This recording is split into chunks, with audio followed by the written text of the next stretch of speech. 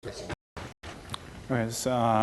work I've done is a post at the blank project, and I'll sort of at the end the and work by backwards the context of innovation. So the first step is you need to identify splicing signal, high throughput data, and once you do that, you can buy the first code for tissue-specific splicing, and all you do then is a way to publish it. So I defined a few things here. Splicing and high throughput here. So back now and start defining that. We'll start with alternative splicing. This is a pre-messenger RNA molecule. You can see actually they're together and then translate in protein product here. Sometimes you can do it differently. You can see one part is missing, and that's called alternative splicing. Different. So the bottom line here, as we heard in one of the talks, is same gene, different products. So why is this? The majority of the human genes undergo alternative splicing, and most of them do it in a tissue-specific manner, indicating functionality, and there's a lot of relations to human diseases. So ample information for us. Now I also meant high throughput data. Let's look at how our data looks like. So what I did here is cassette event. You can see a little part, the axon, the orange one, is either included or excluded. So you have two different isoforms, and we quantitate the fraction of one of those, say 70% versus 30%. With high throughput data, we should have a matrix of thousands of events like these across different issues, different conditions, so that number, 70% inclusion, will be just one entry in our matrix. And that would be exon E in tissue T, for that matter. We also have a expression matrix, which is just the same with the exon values for estimating the matching gene of that specific exon across the. We'll get to it later. But that's from the AS inclusion matrix. So we want to write when I'm synchronous. So how we can do that? Well, common thing is straight. And that's how the data looks if we try and clean it. The resolution here is not great. So you have 3,700 at exon across 27 mouse studies. This is data that we published 3 years ago. And instead of using color scheme, so between white inclusion and blue will be 100% inclusion. And it's kind of hard to see here, but see patterns coming out. Like, for example, all the tissues on the left are nervous system tissues. And you can see groups of axons showing up in behavior. So like these two groups here, they both tend to be included in CNS tissues. But you can also see the problem approach where both groups are differentially included in splicing because these level inclusions end up in different places along this one-dimensional histogram. And these groups are for events that are excluded, and they end up again in different places, very far from the first two that I mentioned here. And in a way, we're in trying to find the similarities and between them because, for example, known regulators like OVA and PDB that would have the different effects, both inclusion and exclusion in the same tissue type, in this case, central nervous system, to find these, try and call these similarities. So you might think, after seeing that maybe doing this cluster on one does not capture very well these relations between the groups. So what else could do?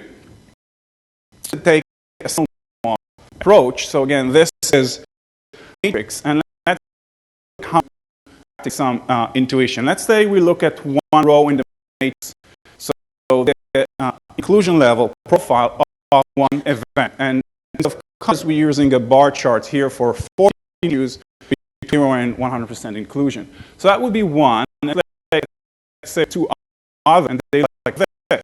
So let's say we're looking at all the rows in the matrix, and we come and say, you know what? I think I can explain, or at least approximate, all rows in a matrix using just 3 underlying signals. Okay? hinges on the tissues on the left. This would be 2 hinges on the right, and base inclusion level across the. So how is it? For the first one, for example, how do I explain it? Well, I say you have 0 changes on the left. You have, say, 0.4 from right, and you have, say, 0.2 for this base inclusion level. For this guy, well, it's a combination of the 3, as you can see. The fourth one because you can see here that it has a reverse. So we say this, that's the red number here of the signal that decrease inclusion or increase exclusion. And then over here. Now, if you look carefully at the images, you might say, well, what about this guy over here? You're not explaining it very well. So we also have this model. Well, that's more probable to come from the competing or no outlier. And these fractions that I just mentioned, when that's going to be a hidden variable in our model, and these numbers are as what's the most probable assignment for them. If we are taking the trouble to build a probabilistic model, we might as well compile our wish list for what we would like to have and then see how to this. So one thing that we have to have are signals. Because you're trying to high throughput data, the vast majority of going to monitor are not to be differentially in CNS or muscle or something. So I expect signals to be sparse. So I think I'd like them either on or off or reversed. So that would be contributing to inclusion or increasing exclusion or just not having it, the vast majority of cases. And of course, some modulation of how big is this effect. And the way we do that is we have higher on this modulation level, which looks like a mix. You can see here 3 components. So the first component has positive values. It contributes to inclusion. The second one, negative numbers, contributes to exclusion in the relevant tissue. The third is basically a delta function on 0, saying this signal does not appear on axon, it's shut down.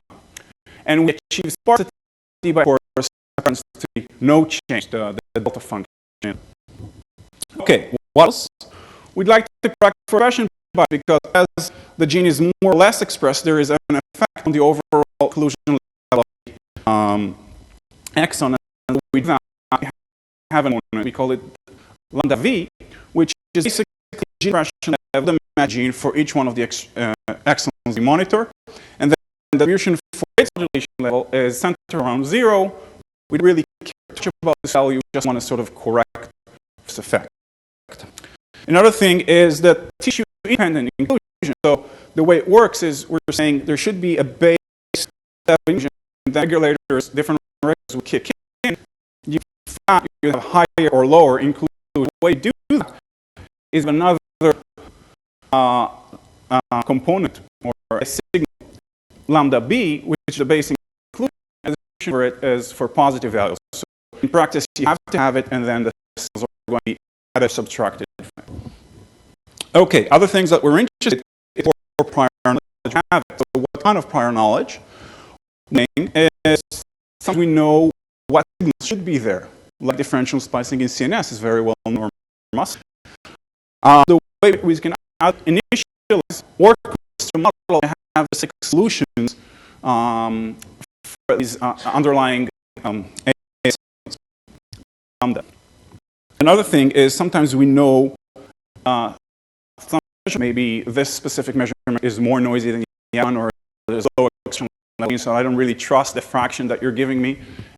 Incorporate having another hidden variable that is coming from the signal model that we just described, or is mentioned before that, and we can update the probabilities of the measurement from this models.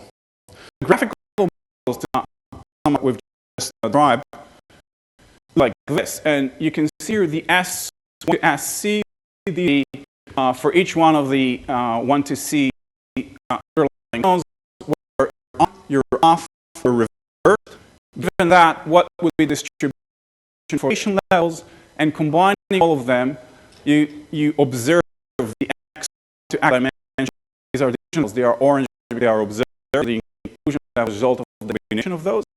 And from the bottom, you see here the hidden variables that say whether we're actually coming from the signal model or maybe from the noise, because is noise, and we treat the expression values V1 to VT for the T tissues that we have as sort of noise sensors, so whether we should trust more or less each one of these. Okay, so this is basically learning from graphical models, and how do we do the learning? I'm going to touch it only briefly. We learn what we need to learn are the underlying signals and the way we map the field. We minimize free energy because we use a variational approximation here, and it's an algorithm. And once we see the model at the end, we can infer what are the signals assignments that the X or axon E in conditional tissue signal C, and these are saying where we believe that specific has or it doesn't have that specific signal, then the modulators and the noise assignments. Okay. So let's go back to our data and let's look at what is going to apply our model. So we detect 4 underlying T-specific signals. One of them is for CNS. We learn it easily from the clastogram. The other one is for muscle. Then we have digestive tissues, and of course the fifth is this tissue before. And let's see how we use the model to explain 4 different, very different places around the clastogram. So the first, so these are the assignments. So the first one here, well, you have the embryonic one turned on. Plus you have this difference in inclusion level on the left, and you see, both CNS and muscle. This one only CNS, and one is more reversed, -1 here. And this -0 in our model that I mentioned, the SC. So one question you might have, you can ask me, well, how did you know you have 4? Right, the model, and it is a parameter, and I didn't know it. I thought the performance in terms of light saturates 5 components. Results we get. There are also other related question is how constant are these 0 bars, small. Show you some results. What happens when you vary these parameters. So if we use 5 signals, what we did here is we subsample the data, 80% of data times, and then we infer the signals. Okay, computed the correlation between to see how stable they are, and then cluster them. So you can see, use the prior data and I use signals. There are some common themes here, but it's not stable. When using 4, it's more stable, but actually we have 5 solutions here. But when I'm using these prior knowledge about the fact that it has CNS effect, a muscle effect, and embryo, which were reported before, then I get a very, very clean solution. And notice that the 4th we know out, but it does come out very cleanly from the model. Exactly what I showed you: CNS, muscle, embryo, and digestive. And just to make the story more clear, the digestive one was supported by RT-PCR, a follow-up. We build that predicted, and then we verify. Okay, and in terms of the exploratory analysis here, so I mentioned here you can actually have 5 signals showing up. And I show here, so if you look at the result, you can see it indicates an interesting split in the tissues, but we still haven't followed on the changes between the groups. So I think the take-home message here is that you can play with the model interfaces exploitation, exploration of the search space, and what you find in terms also exploitation of your prior knowledge you have within. That's a feature. Now, again, if you look at it and say, well, identifying signals, but why go in trouble of a more complicated model with all these bells and whistles? Why don't I just use methods, off the shelf to identify components or signals like PCA, LPUs, or FVD? And what happened then? So we included a comparison to SVD, and I don't have time to go through the comparison.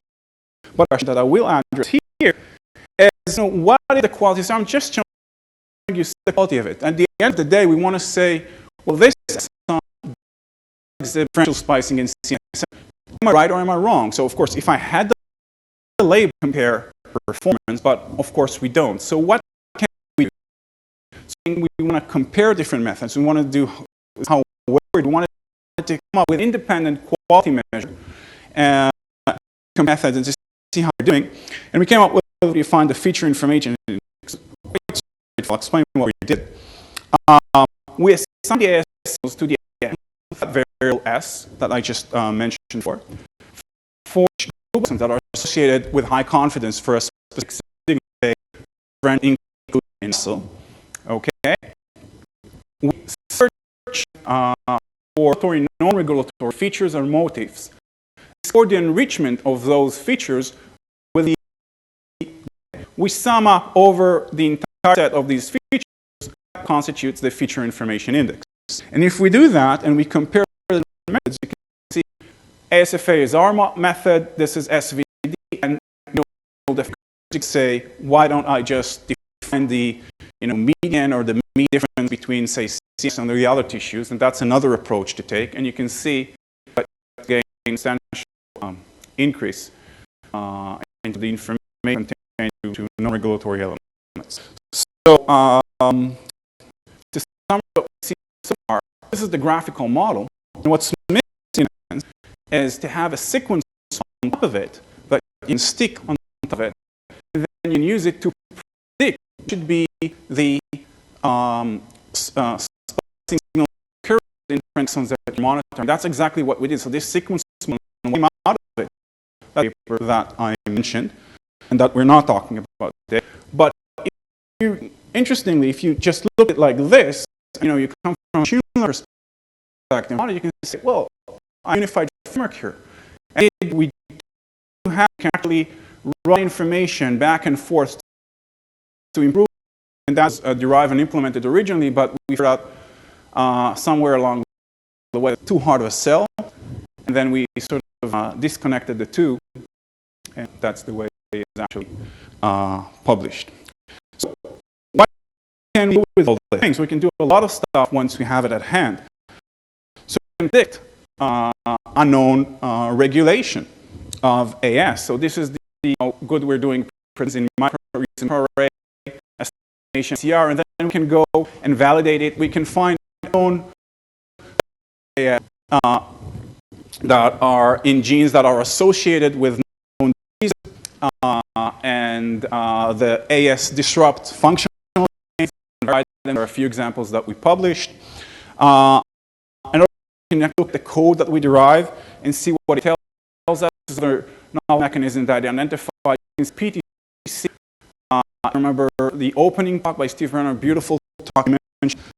They're introducing pretermination that leads to the non-scale. And that's another example of this relatory that we found shutdown mechanism at dull and embryonic tissues, and we did the follow-up the involvement of this mechanism. There's a lot of other stuff that when we actually have it at hand. Some meaning. We talked about the first step that we identify splicing signals and high throughput.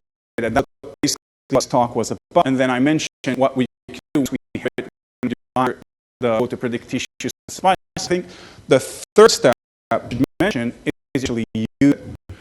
And website, you can stick your access address, you can predictions for, you can map all the features we derive, and connect it and overlay it with any other information you have. a lot to do in follow-ups that you can do yourself. And I'd like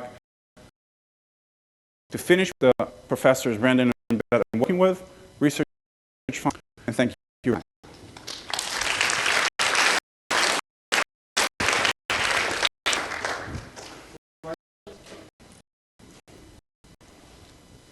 Hello. Hi. I don't come from an alternative splicing background, but very good talk. So one particular thing interested me was that how you evaluate your noise. You said you mentioned that you build like a normal distribution for this noise, and how do you determine the process of the normal distribution? Yeah. So for example, the split signal that you observe, how do you determine it's not a noise? Right. Okay. It's a good question. The way, so the noise model is just basically having things in with some invariant. You update the parameter. It's an invariant model, basically, right? So you update as you go along the learning. I think more interesting aspect of it is how you get your initial beliefs that it's going to come from a noise model.